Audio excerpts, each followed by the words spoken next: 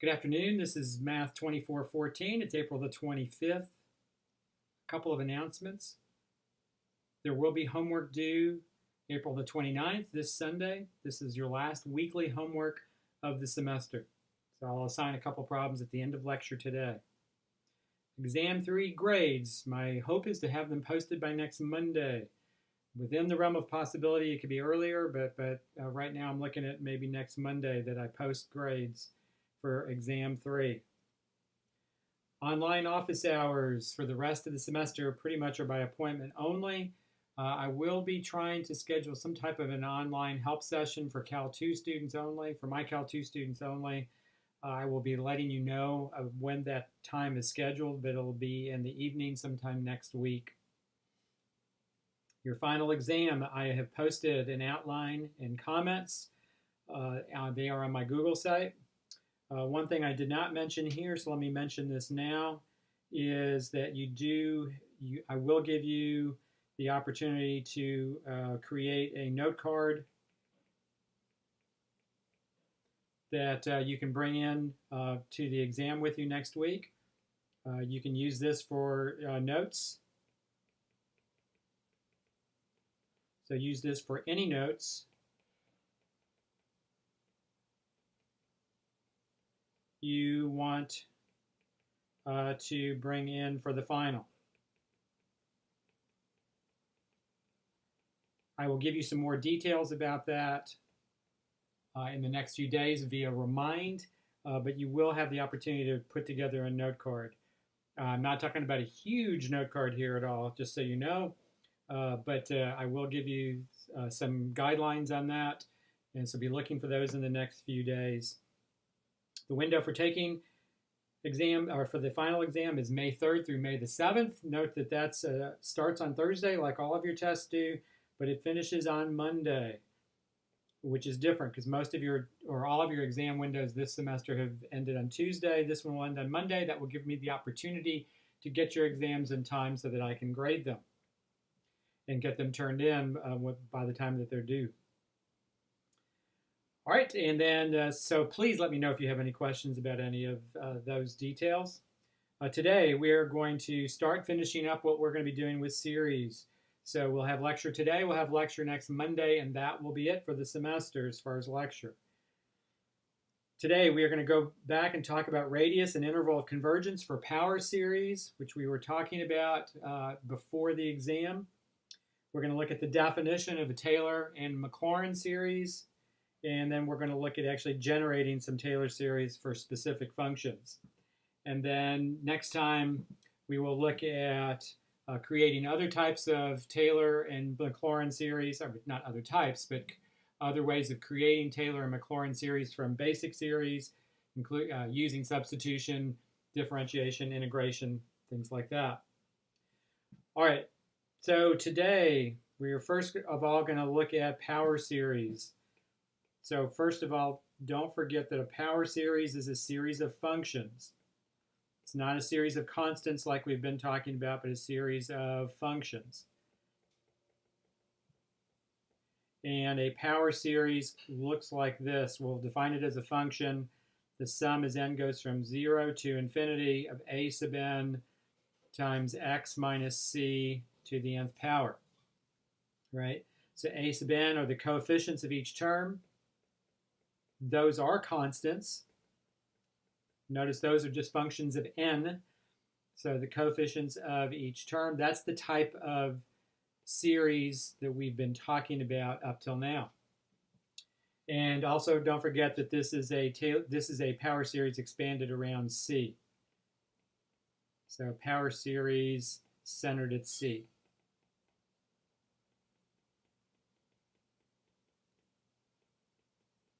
So now don't forget, what we're going to do is we're going to look at, basically we're looking at for the domains for these kinds of functions. When we talk about the interval or radius of convergence, we're talking about finding the domain for this type of function. And so we have a theorem from last week, from last lecture, that basically states this, that the interval of convergence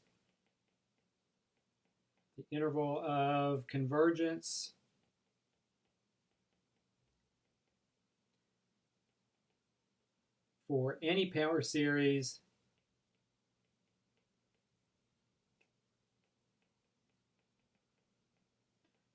looks like one of the following. Looks like one of the following.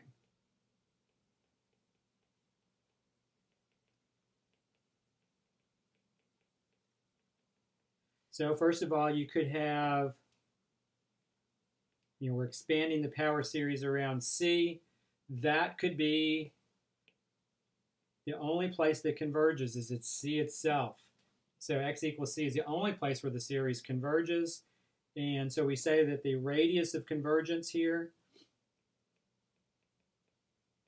the radius of convergence equals 0 in a case like this, and we'll just use the capital letter R for that. That means that C is the only place where the series converges. That's the only domain value. All right, another possibility, this is the more complicated one, is that, and I'm going to actually draw this out, several different possibilities here, is that you have here's C in each case. Let me put that in black here. So that's C, there's C, these are all on number lines. And the interval of convergence, the domain for the series, is a symmetric interval around C. And that symmetric interval can be an open interval. So in other words, neither endpoint is included. It could be a closed interval. And these are, remember, symmetric intervals around C. So it could be a closed interval, or it could be half open, half closed, like this, like that, like that. And in each case, we say that the radius of this interval is the same in both cases, so it's a symmetric interval, and that radius is capital R.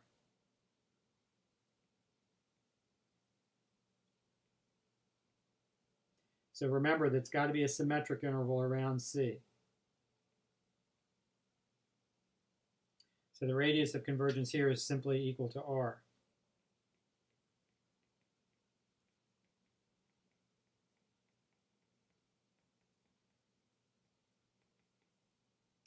And then finally, we have probably the best case scenario. The best case scenario is that here is C, and that is that the power series converges for all x.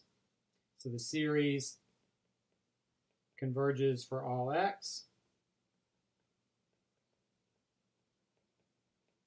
And we say that the radius of convergence in this case is infinity. So that's the best case scenario. And there are some very common series, by the way, that this is what they do, is they converge for all x. We'll see that in a few minutes. So remember, these are numbered. There's three possibilities here. Converges at C only, converges at a symmetric interval around C, endpoints maybe are included, maybe not, and then finally converges for all x values, for every x value on the number line. All right, and so what we're going to do is we're going to go back and we're going to look at some power series, and we're going to find these radius of convergence and the interval of convergence using the ratio test. So our first example, the sum as n goes from 0 to infinity of x to the 2n divided by 2n factorial, like that. All right, so now this is a power series right here. Centered at c equals 0, right? It's technically x minus c. And so what we want to do is go ahead and see how this is going to work out here. All right, and by the way, if you want to, technically, if you want to put this in the form for a power series like we were writing on the last screen, so you can identify the coefficients, you don't necessarily have to do this, but you certainly could think about it this way. First of all, this is x squared to the n over 2n factorial, like so. And so this would be the series, the sum as n goes from 0 to infinity. This would be 1 over 2n factorial. Those would be the coefficients, like that. And then technically the power here would be x minus 0 quantity squared, and that's raised to the nth power, like that. Right, and so that would be the power series that we'd be talking about here. All right, so let's see. Let's have a look at the ratio test. So use the ratio test. It's got factorials and powers in it. That's perfect for the ratio test. So we have the limit. Now, don't forget that the ratio test, by the way, talks about the limit as n goes to infinity, and it compares the n plus first term to the nth term of the series. And it's the absolute value of that quantity. So here we have the n plus first term, and that'd be x to the 2 times n plus 1 power over 2 times n plus 1, put that in brackets, factorial. And that would be multiplied by, because we're dividing by a sub n, so I just always just put this as the reciprocal of a sub n. And so this would be 2n factorial over x to the 2n, like this. Right? And so now the idea is to try to come up with a way to simplify that expression. That's definitely something you want to do.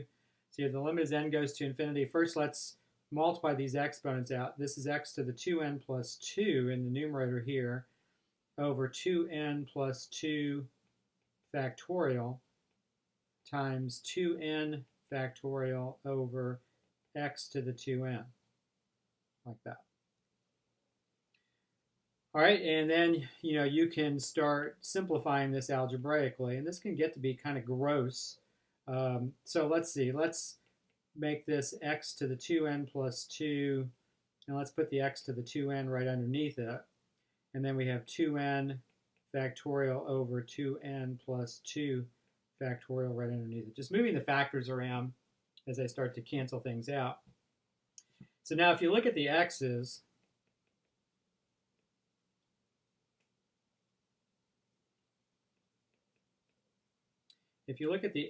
here, there are 2 more x's in the numerator than there are in the denominator, is basically the way to look at this. And so that gives me an x squared in the numerator, because you have x to the 2n plus 2 in the numerator. If you want to separate that out, you can use rules of exponents. Over x to the 2n, you subtract exponents, and you have 2n plus 2 minus 2n, and so that gives you x squared. So that's how I get the x squared in the numerator. And then the 2n factorial over the 2n plus 2 factorial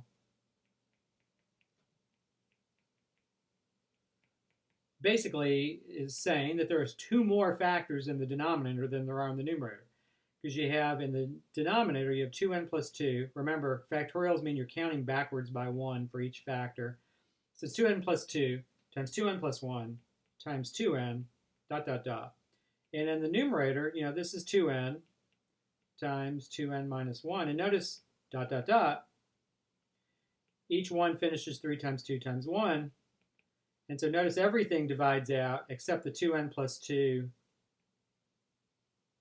and the, everything goes out except the 2n plus 2 and the 2n plus 1. So that's what you're left with there. So that's what I have in the denominator up here, is 2n plus 2 times 2n plus 1, like that. Now, the x squared is a constant as far as this problem goes. So you have, and I put the absolute value of x squared there. I really don't need to do that. X squared's got to be positive. So this is x squared times the limit as n goes to infinity of 1 over 2n plus 2 times 2n plus 1. Now that limit is equal to 0. So notice you get x squared times 0. And basically, this is the way to reason this. So for any x value, for every x value, this product will be 0. So for every x,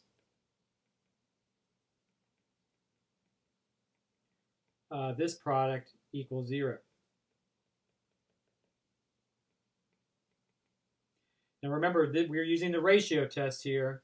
So if you get that this limit is less than 1, which we are here, getting that it's always less than 1 for any x value, what we're saying here is this series converges for all x. So this series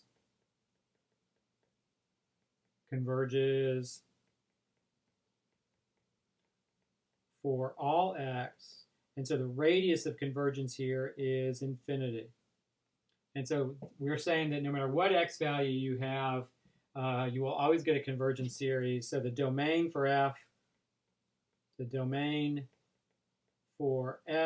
is all reals.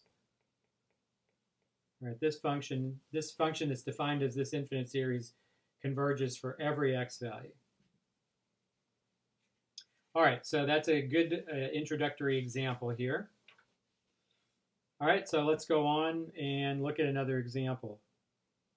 I want to make sure that we've worked through some examples. This is definitely something I will ask you to do on the final exam.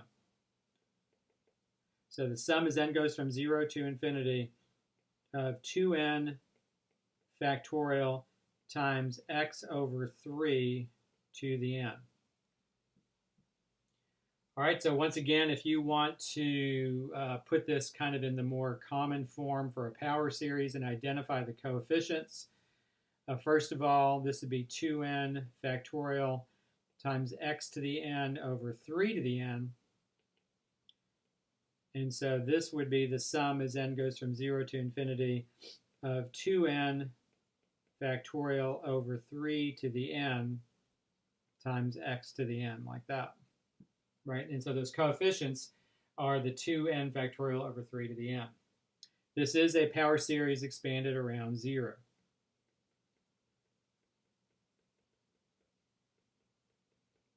Or centered around 0. So c equals 0 here, because it's technically x minus 0 to the nth power. All right, so we use the ratio test.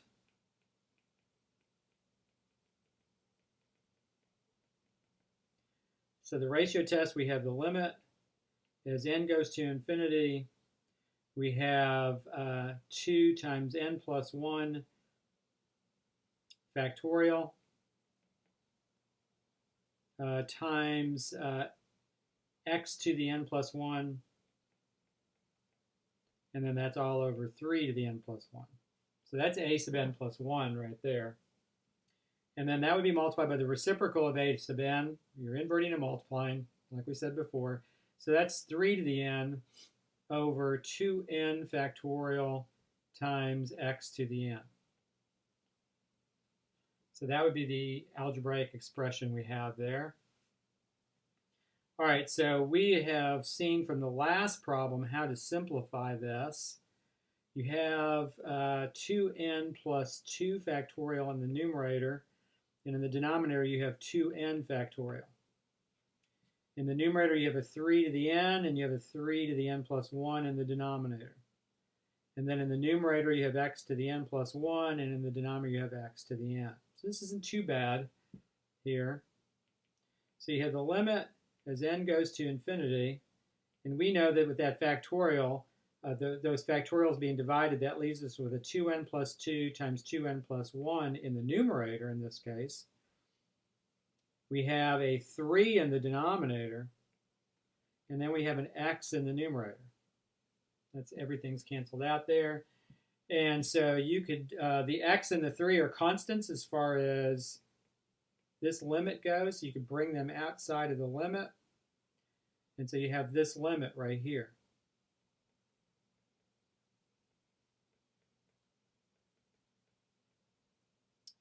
Now, what happens here is when you try to evaluate that limit, you get infinity.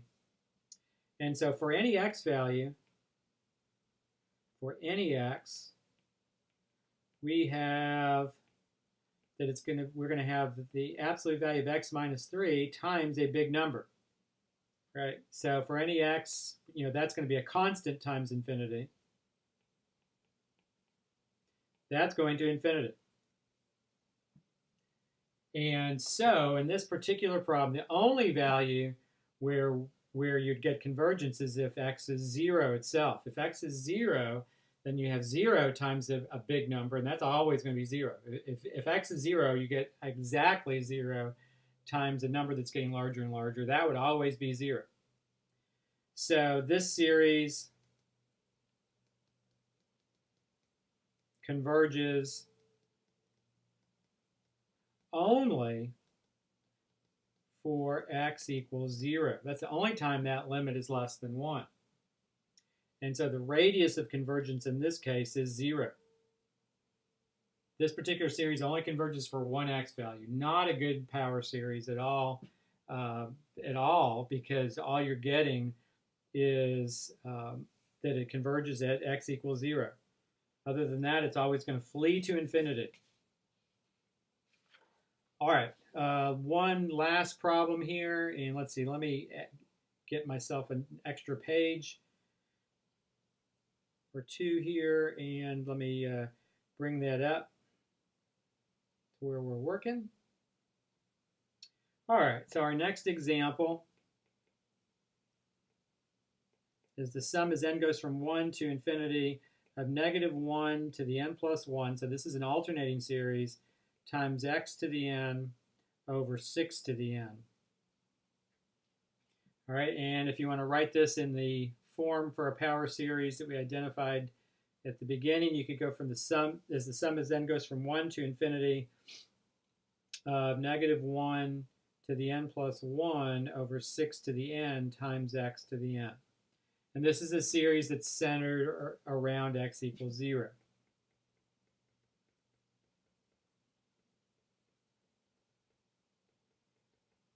Or I'm sorry, I should really say c equals 0.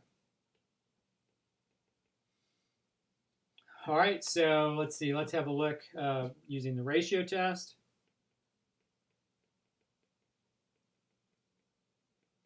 So we have the limit as n goes to infinity. A sub n plus 1 in this case. Now, this is the absolute value, so we don't care really about the -1 to the n plus 2. It's the absolute value, so that's going to drop out as a factor altogether. And so all we have is x to the n plus 1 over 6 to the n plus 1 times the reciprocal of a sub n, which would be 6 to the n over x to the n. Again, the factor of -1 we can ignore essentially in this problem because there's no way, this is the limit of a positive expression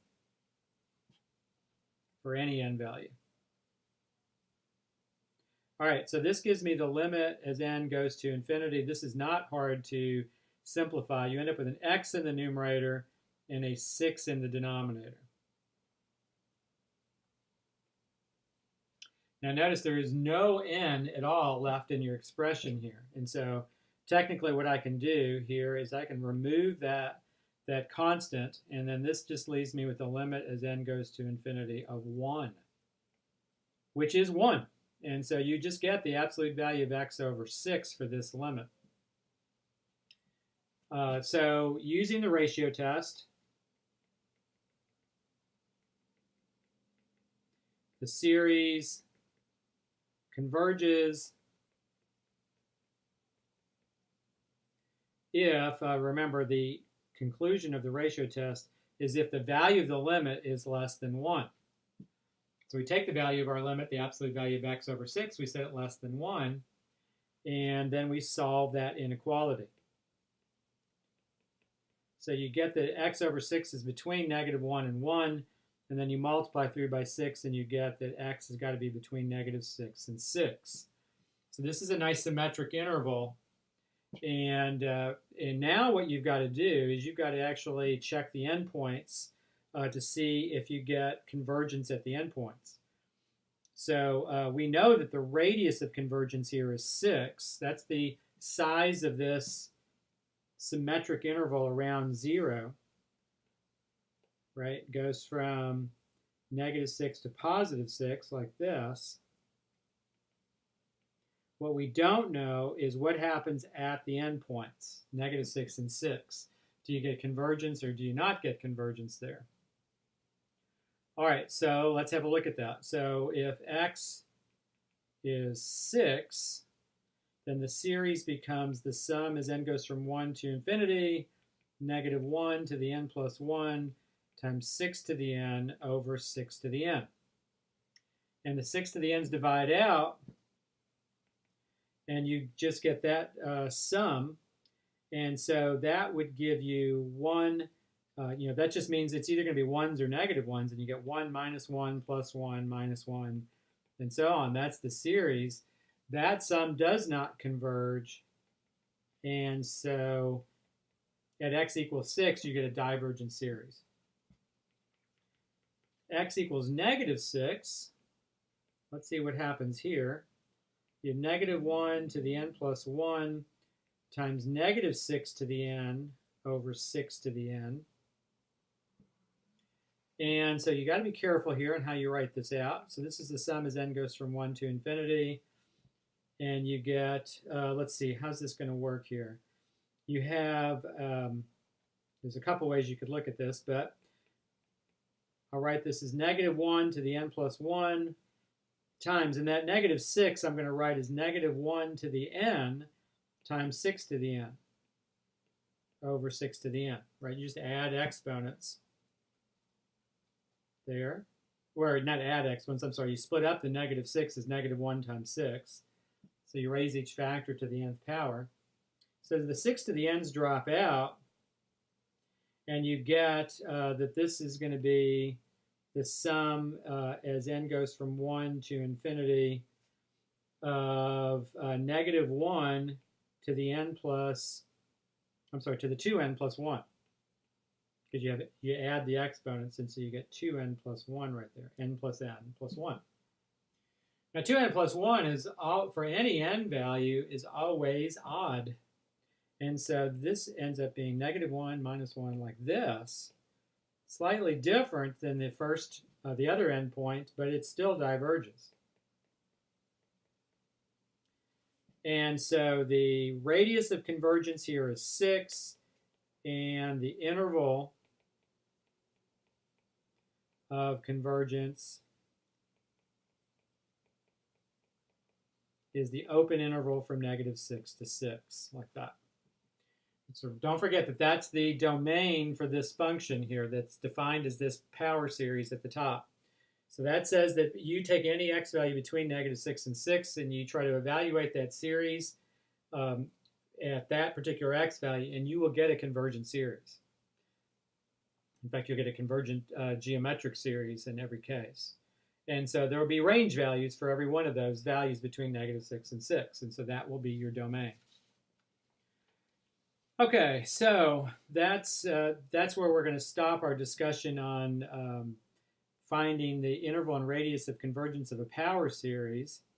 So let me throw in one more page here before we move on. So these types of problems for the final exam,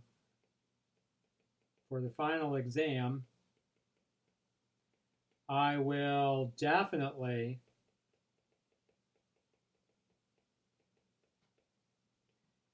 give you a power series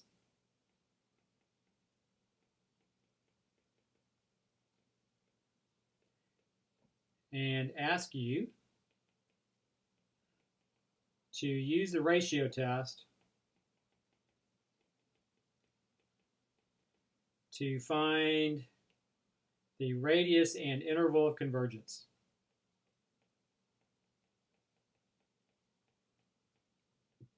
I will definitely ask you this on the final exam. There will definitely be a question like this on the final. All right, so put a couple of stars around that statement there. All right, so that's something definitely to kind of pay attention to. All right, so now we're going to move on. And what we have is this, that, we have this power series form sum as n goes from 0 to infinity, a sub n times x minus c to the n.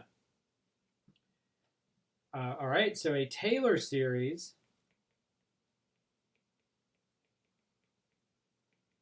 is a power series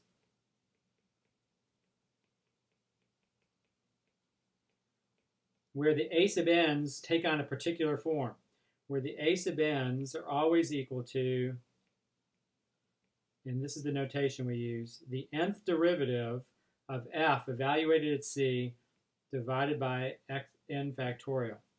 That numerator is the nth derivative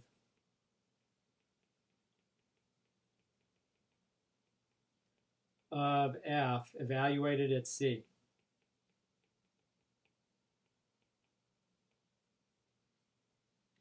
Right, so the Taylor series is a series that, and we're going to use the function notation here for it also, is the sum as n goes from 0 to infinity of the nth derivative evaluated at c divided by n factorial times x minus c to the nth power, like that. Right, and so for some function f, this would be its Taylor series expansion right here. Now that Taylor series expansion, it is a power series, so it may converge at all real numbers. It may converge at a symmetric interval around c. It may converge only at c itself. Right. Now, if you're going to write this out term by term, which I think is helpful in this case, this would be the zero derivative evaluated at c. Now, the zero derivative is just the function itself, divided by 0 factorial. Don't forget that 0 factorial is defined to be 1 times x minus c to the 0 plus the first derivative evaluated c divided by 1 factorial times x minus c to the first plus, and then the second derivative evaluated c divided by 2 factorial times x minus c squared plus, and so on and so forth, right? That's term by term what we're talking about here when we're talking about a Taylor series.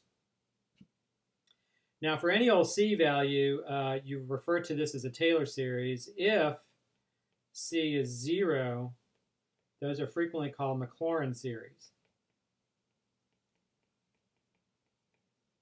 Now, so at c equals 0, it's called the Maclaurin series. That's fine. I just usually just refer to these as Taylor series just in general and don't distinguish between Taylor and Maclaurin series. Maclaurin series is simply a Taylor series where the c value is 0.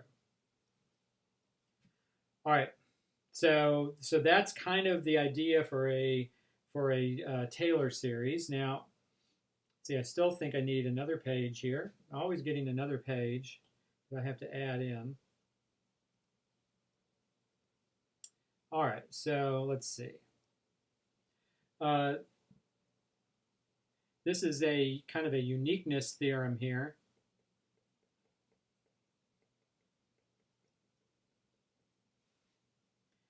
If f has a power series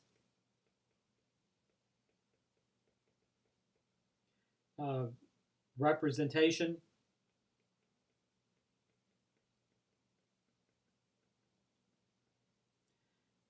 that converges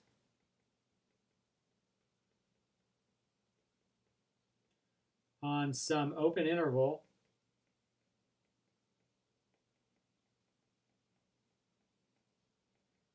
containing c,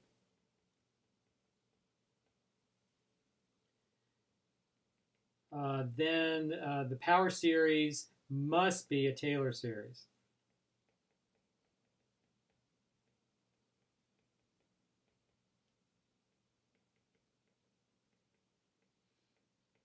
So when we're talking about power series that converge like this, we're talking in particular about a Taylor series representation.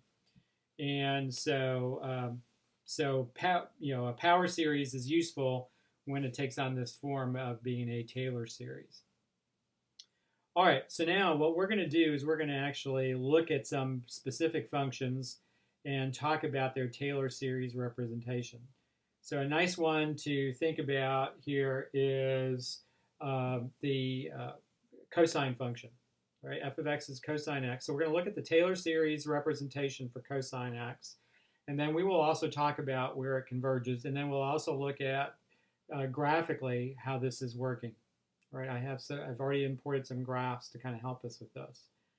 So don't forget that the Taylor series for this particular, and by the way, since this is expanded around c equals 0, technically we're writing down a Maclaurin series, but I'm still just going to refer to this as a Taylor series.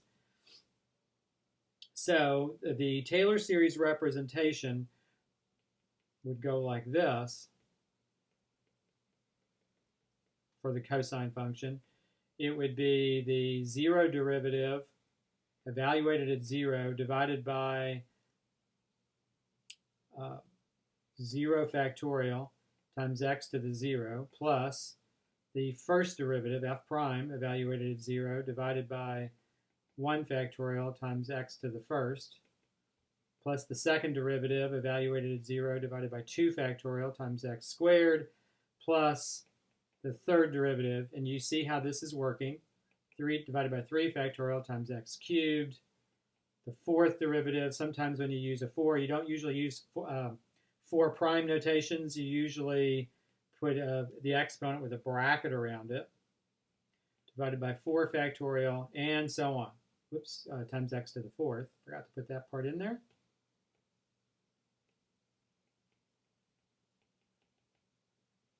All right, so what we could do here is, the only part that changes from term to term, if you think about this, are these derivatives in the numerator.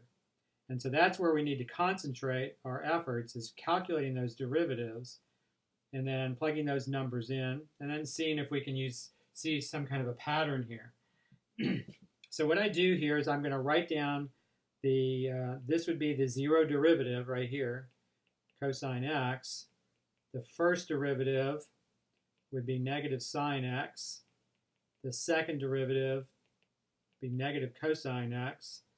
The third derivative would be sine x, right? Because the derivative of cosine is negative sine, but we already have a negative number, a negative 1 in front. Fourth derivative of x would be cosine x, right? And then what's going to happen? This is just going to repeat what we've just been seeing. This cycle is going to get repeated from here on out, etc. So now if we evaluate those all at 0, because that's what the Taylor coefficient looks like, has that quantity evaluated at 0. We're expanding around 0, right? So we're trying to find the Taylor series, expansion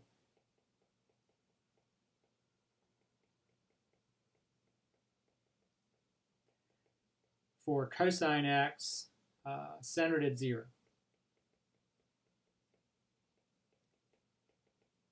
So that's why I'm evaluating all these functions at 0 here. So f of 0 would be 1, cosine of 0.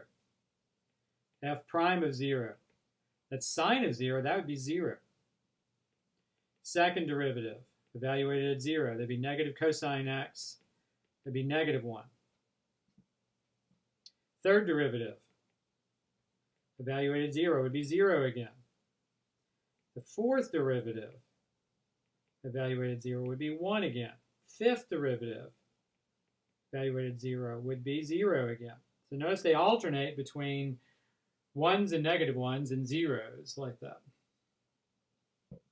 All right, so the Taylor series would go like this. This would be the first derivative divided by, the function itself, evaluated at 0, divided by 0 factorial, which remember is 1, times x to the 0. And I'll worry about evaluating that in the next step.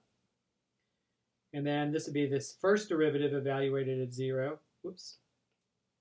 So that'd be 0 over 1 factorial times x to the first, plus negative 1 over 2 factorial times x squared, plus 0 times, or 0 over 3 factorial times x cubed, plus 1 over 4 factorial times x to the fourth, and so on. So I'm writing down a bunch of the terms. And so when I evaluate this, the first term is going to be a 1, second term is going to be a 0, next term is going to be minus 1/2 x squared, Next term is 0 again. Next term is 1 over 4 factorial. 4 factorial is 24. So it's 1 over 24 times x to the 4th. And you can kind of see the pattern that's going to occur here. The next term is going to be 0 again. The next term is going to be negative. They alternate positive and negative. And this is going to be 1 over 6 factorial times x to the 6th, and so on. So if you forget about the terms that are 0, you get 1 minus 1/2 x squared plus 1/24 times x to the 4th minus 1 over 6 factorial times x to the 6th, and so on. Excuse me. So we can write this, we could write this with sigma notation here. I want you to see how this is working out as far as the way the terms are working, right? First of all, notice this is alternating. So we would write the sum as n goes from 0 to infinity, and it alternates with the positive term first, right? And so that would be -1 to the n, right? If n starts at 0, that would give us a positive leading term. And then that alternates appropriately. And then notice that the powers on x are all even. So this would be x to the 2n. And then this would be divided by 2n factorial. And so that is, in sigma notation, is the power series for the power series expansion for cosine x.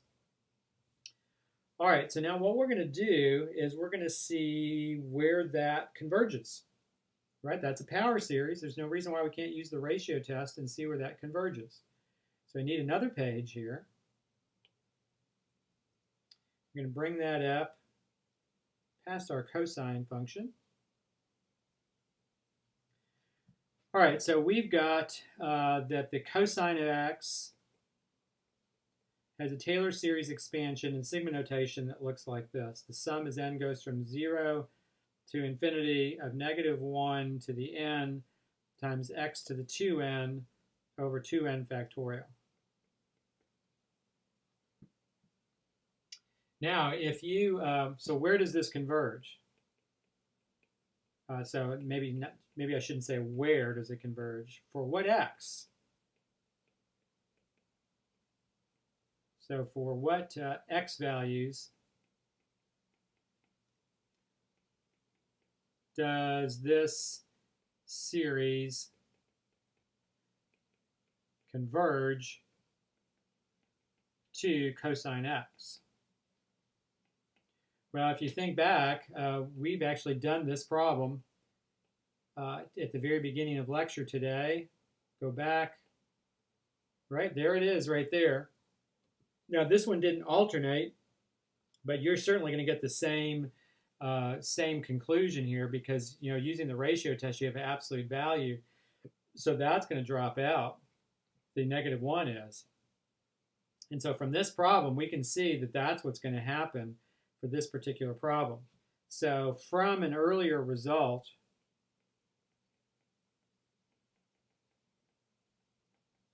and when I say earlier today, in today's lecture, from earlier today,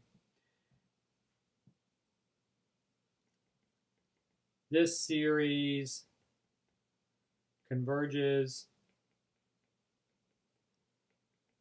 for all x. And so, in fact, what we can say here, believe it or not, is we can say that this is actually a way of representing the cosine function, that the cosine of x is equal to this series.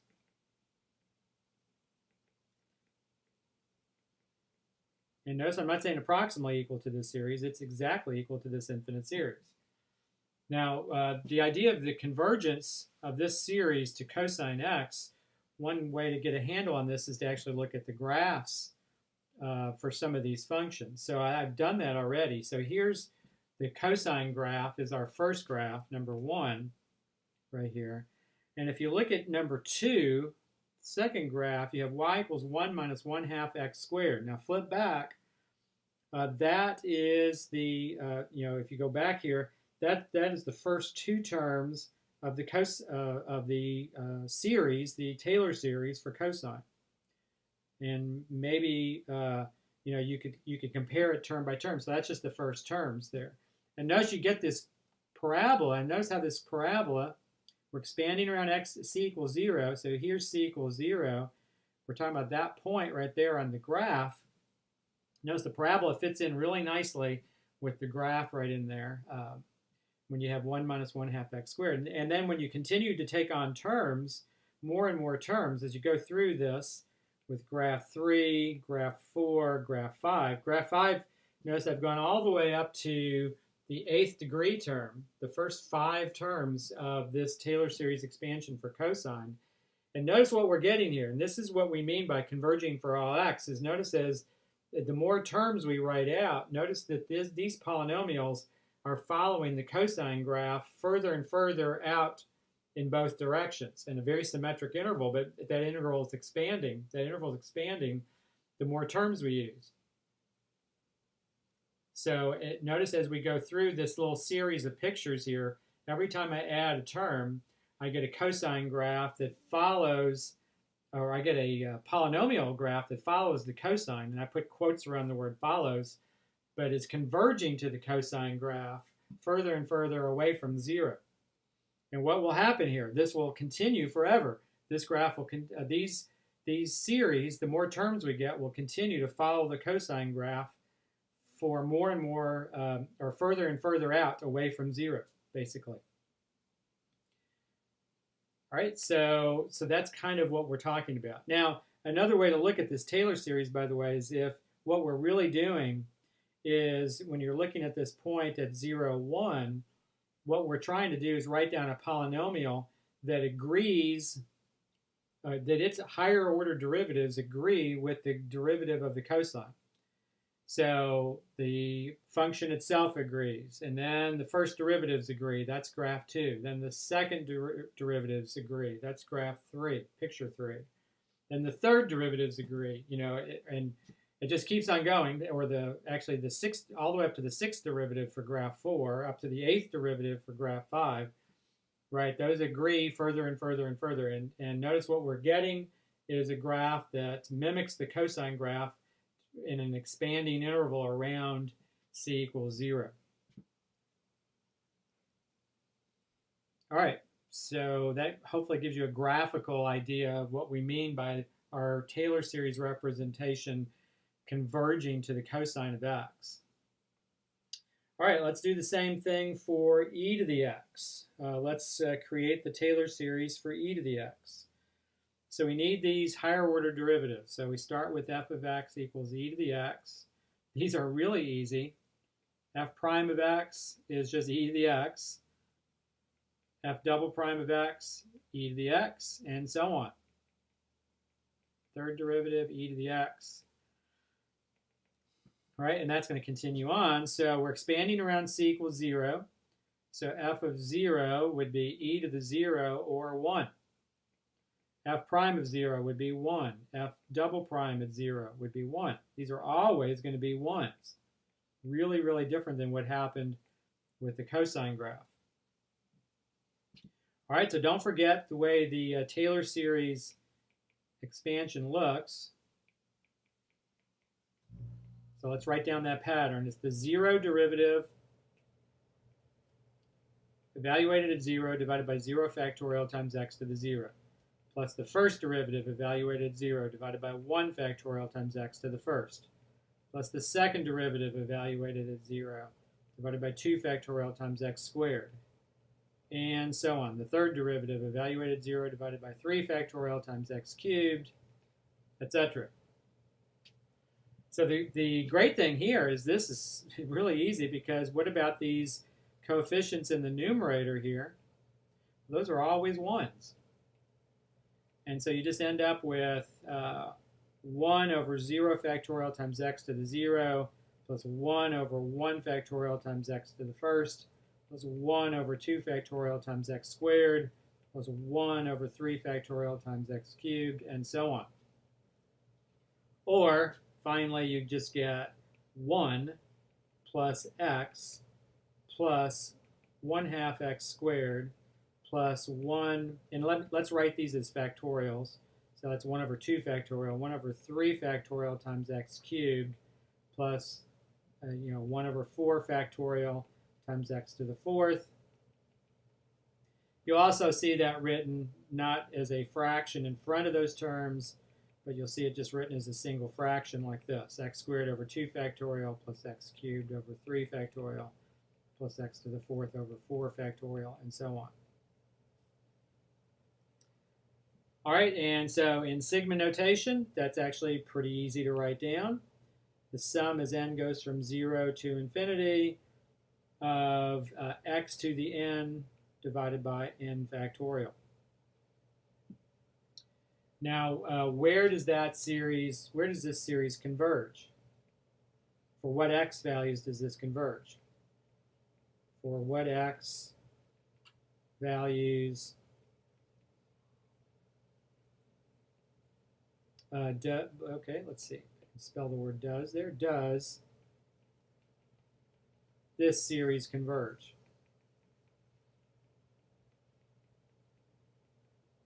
So we use the ratio test, and I think I'm going to try to slip this in at the bottom here. So you have the limit as n goes to infinity of x to the n plus 1 over n plus 1 factorial multiplied by n factorial over x to the n, right? It's a sub n plus 1 divided by a sub n, remember. We're just inverting and multiplying. You probably saw the writing on the wall on this one.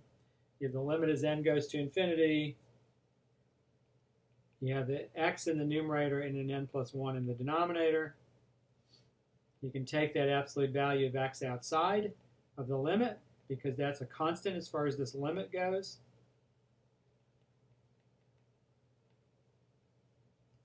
And that limit is always going to be 0, right, times the absolute value of x. So you get 0 for all x equals 0 for all x. And so what do we know? That the series here converges for all x. Converges to e to the x for all x. And so in fact we can say here at the beginning that e to the x is actually equal to this series. And this is the Taylor series expansion for e to the x. And it converges to e to the x for all x. All right, and so if you're going to look at that graphically, the same thing we did for the cosine. So we start with e to the x, and when you make the derivatives agree, you include the first two terms, you get that line, and that line closely approximates e to the x right around 0, 1. And what happens is if we're looking at 0, 1 every time for each one of these, and the higher order Taylor series expansions each case get closer and closer to mimicking the exponential function. And it appears that this is going to happen. This is going to be true for, in fact, all x. So the more terms we use in our Taylor series expansion, the graph we get will follow the graph of e to the x in an expanding interval. And that interval will continue on forever. Right? You can make it as big as you want as far as how it converges to e to the x. So basically, you're talking about accuracy here. All right, so there's e to the x. All right, so let's look at y equals 1 over 1 minus x. We're going to generate the Taylor series using the definition again. Now, this function's a little bit different in that it has a vertical asymptote at x equals 1. And we're expanding around c equals 0 now. So the question is, what happens around that asymptote? Remember that the interval of convergence can only be a symmetric interval. So you're expanding around c equals 0. As you expand around c equals 0, what happens when you get to that asymptote? Well, the graph's not going to be able to follow. These polynomials won't be able to follow the graph past that vertical asymptote. So that should start to suggest something to you about what the interval of convergence is going to be for this particular series. So let's go ahead and actually generate that series. So, this is our f of x right here. So we have f of x is 1 over 1 minus x. Now, and by the way, let's write that as 1 minus x to the negative 1. So f prime of x would be negative 1 times 1 minus x to the negative 2, or negative 1 over 1 minus x quantity squared. F double prime of x would be 2 times 1 minus x to the negative 3 times, now you have to be careful here.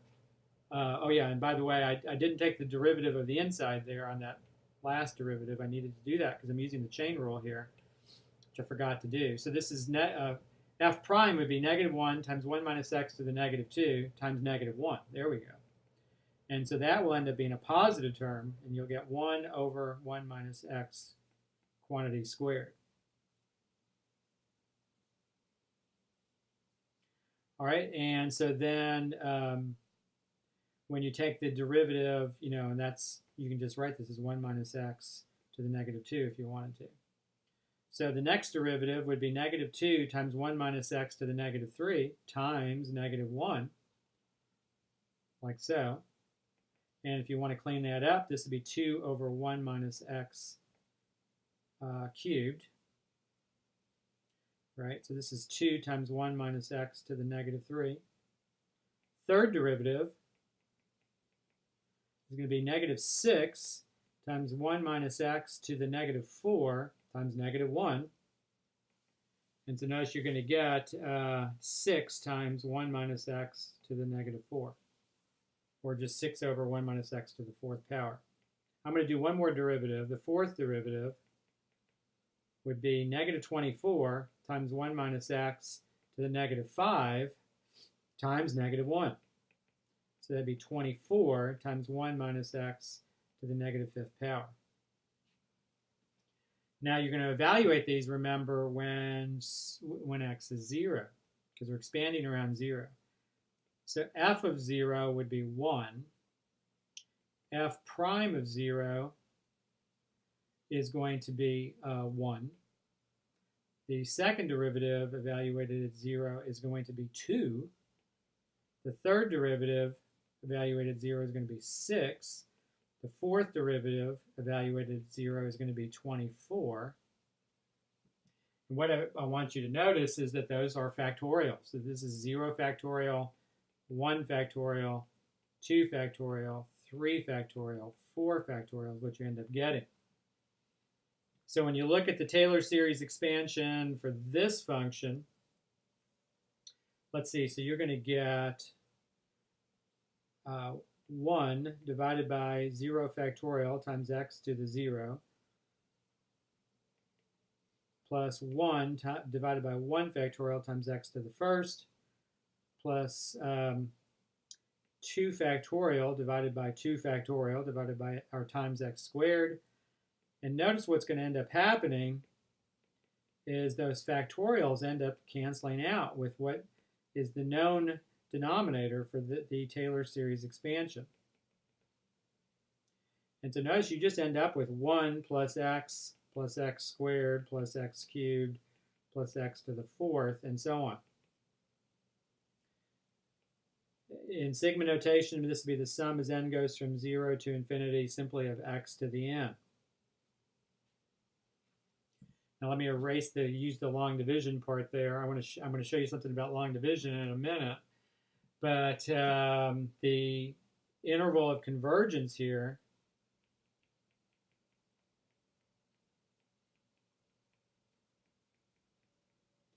if you use the ratio test and look at the limit as n goes to infinity, let's see, so this would be x to the n plus 1.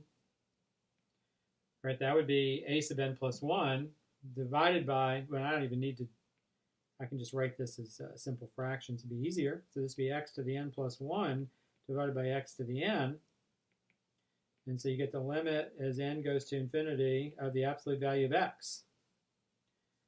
And we've already seen this kind of thing happen before. You can take that absolute value of x outside of the limit, because it is a constant as far as this limit is concerned, and you just have the limit of 1, which is 1, so you end up with the absolute value of x. So in this case, the interval of convergence is not, like the first two problems was negative infinity to infinity. That's not what's going on here. The interval of convergence here,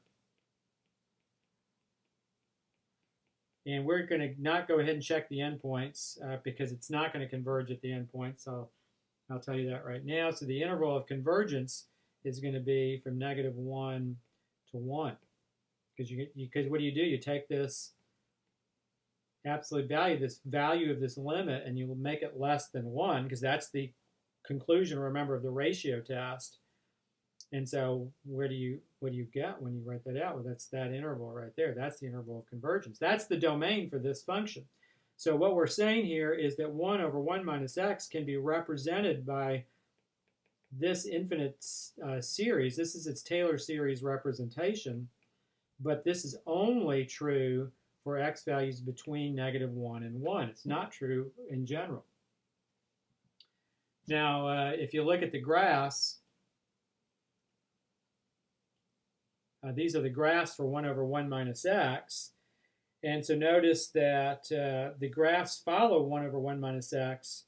But you've got, think about this for a second, you've got this vertical asymptote here at x equals 1.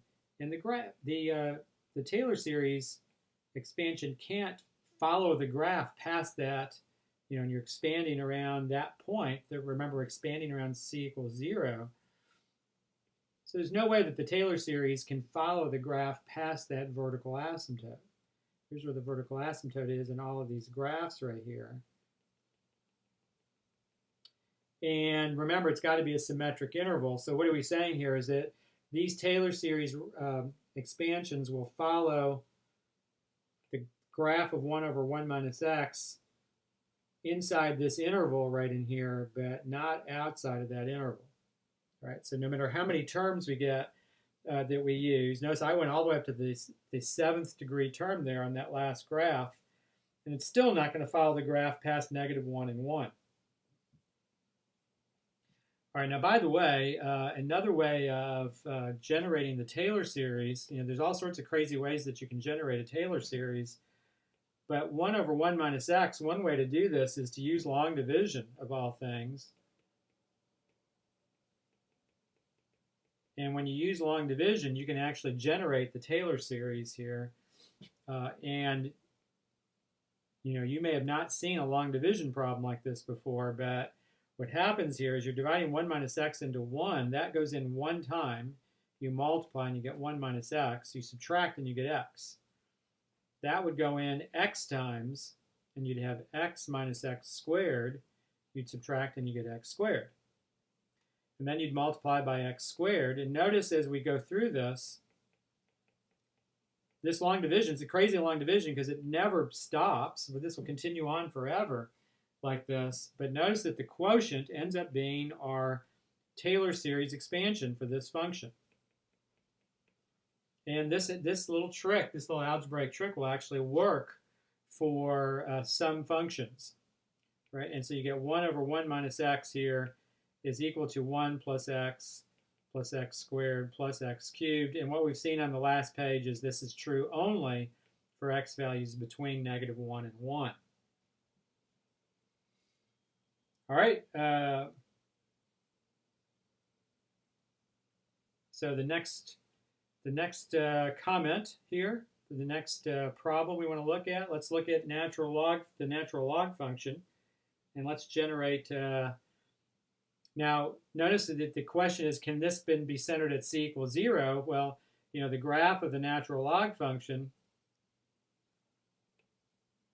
doesn't even go through c equals 0, does it, right? You've got this graph of the natural log function, and so let's expand this one around x equals 1, and let's see what happens. So it's expand around c equals 1. So this is the point we're expanding around right here. And once again, since we want to look at how this actually converges to the natural log function, And the natural log function doesn't even go past the y-axis here, so you can't get a interval of convergence bigger than 0 to 2 here, which would be an interval of radius 1, right? That would be r equals 1 that way and r equals 1 that way. So we're kind of suspecting that that might be our interval of convergence. It's just going from 0 to 2. So let's see. Now, we haven't expanded one around anything but 0, so let's write this out, be a little bit more careful here. So this is going to be f of 1 divided by 0 factorial times x minus 1 to the 0 power, plus the first derivative evaluated at 1 divided by 1 factorial times x minus 1 to the first power. It's the second derivative evaluated at 1 divided by 2 factorial times x minus 1 squared, and you get the idea of how this pattern works. So now we're evaluating each of these functions at 1, not at 0, because we're not expanding around 0, we're expanding around 1. And the factors, those are all powers of x minus 1. All right, so let's see how this works. Let's make our little chart. All right, so f of x is natural log x. So f prime of x is 1 over x, or x to the negative 1. Second derivative evaluated at x would be negative x to the negative 2, or negative 1 over x squared.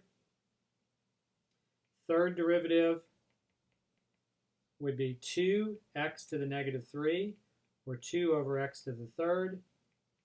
Fourth derivative would be negative 6x to the negative 4, or negative 6 over x to the fourth, like that, and so on. So let's see what happens here. All right, so we've got f of 1. Oh, well, we've got to evaluate these all at 1 now. So f of 1, that's just the natural log of 1, so that's 0, so that's good. F prime at 1, and this is going to work out really well, that's 1. That's f prime at 1. F double prime at 1 is going to be negative 1. F triple prime at 1 is going to be 2. Fourth derivative evaluated at 1 is going to be negative 6, and so on.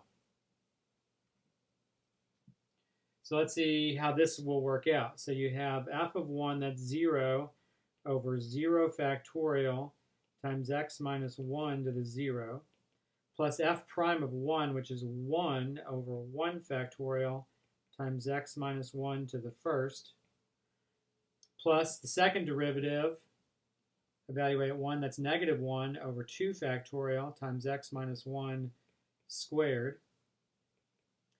plus the third derivative evaluated at 1, which would be 2 over 3 factorial. All right, and so that's going to be times x minus 1 to the third. The next one is going to be minus 6 over 4 factorial. And that would be times x minus 1 to the fourth. All right, so if you look at how that works out, you get x minus 1. The first term goes to 0, by the way. Next term is going to be minus x minus 1 squared over 2.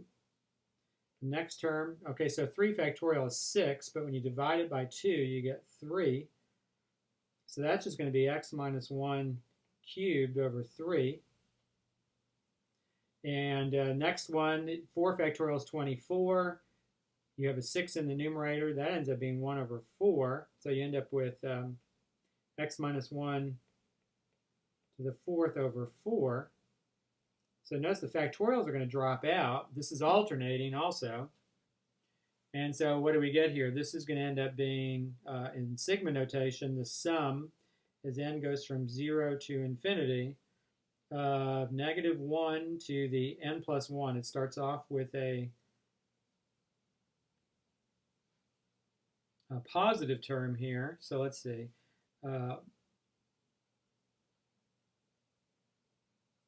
So that would be negative 1 to the n, rather. So it'd be negative 1 to the n, since it starts off with a positive term. And then that would be times x minus 1 to the n. Oh, and I see where I made a mistake here. I've got to start this one, since the first term is canceled out. The first term went to 0, so I start this one at 1. That's better. And then this would be negative 1 to the n plus 1 now. Okay, so that would give us a positive first term. There we go. And then this is times x to the n over n, not over n factorial, just over n. And that would be the Taylor series for, and I still messed this up a little bit, didn't I? This should be x minus 1 to the n over n, like that. All right, and there you go. That would be the Taylor series expansion for the natural log function. Right, so you have, and notice, one thing we can do, we'll do more of this probably next time here, but notice one thing you can do here is, since you have that the natural log of x has, and this is expanded around 1, has this Taylor series expansion.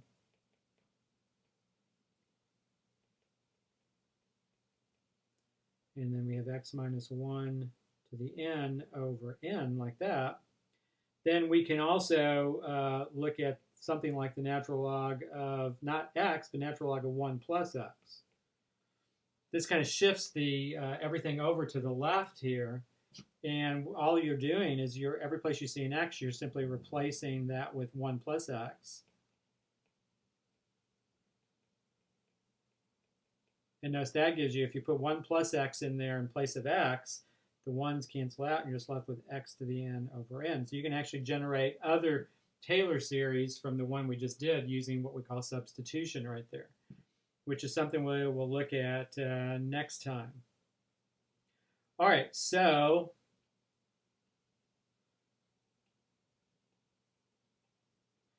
next time, we will look at writing Taylor series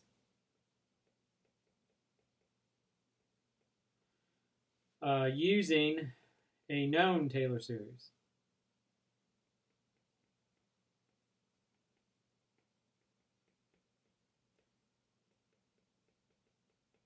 And substitution, which is what we just did with that logarithm, or differentiation, or integration.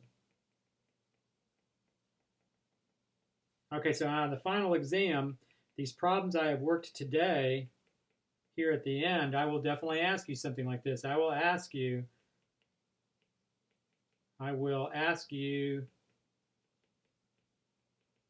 to use the definition of a Taylor series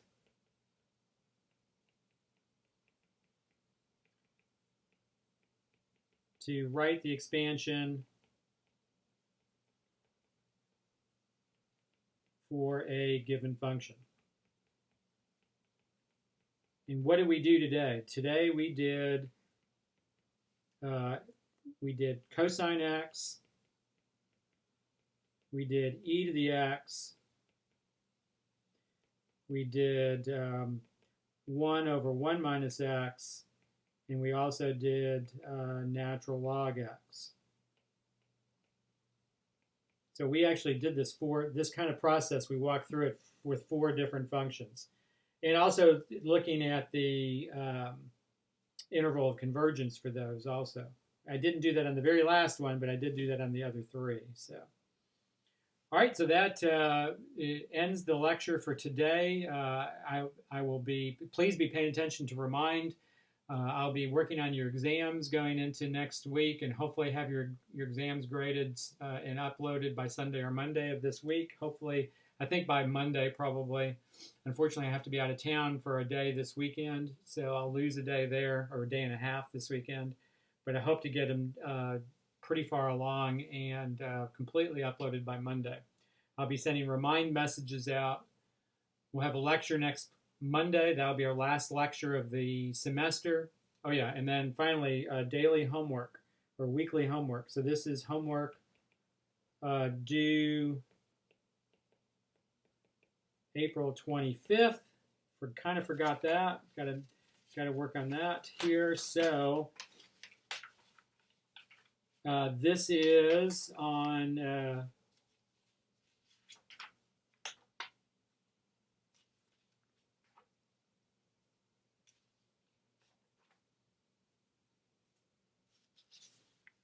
tell you the what I want you to do for homework is I want you to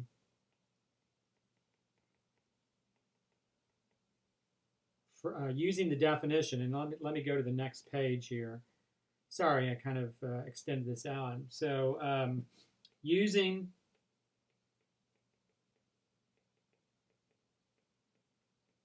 the definition of Taylor series,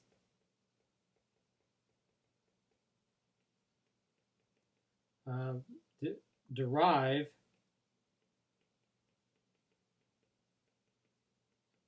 the expansion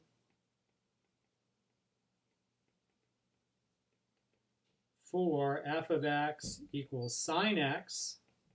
So I actually want you to derive the Taylor series expansion for sine x. So this is exactly like what we just did in class today. And also,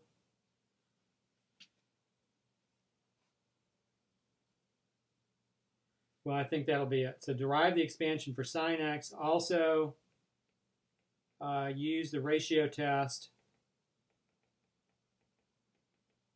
to find the interval of convergence.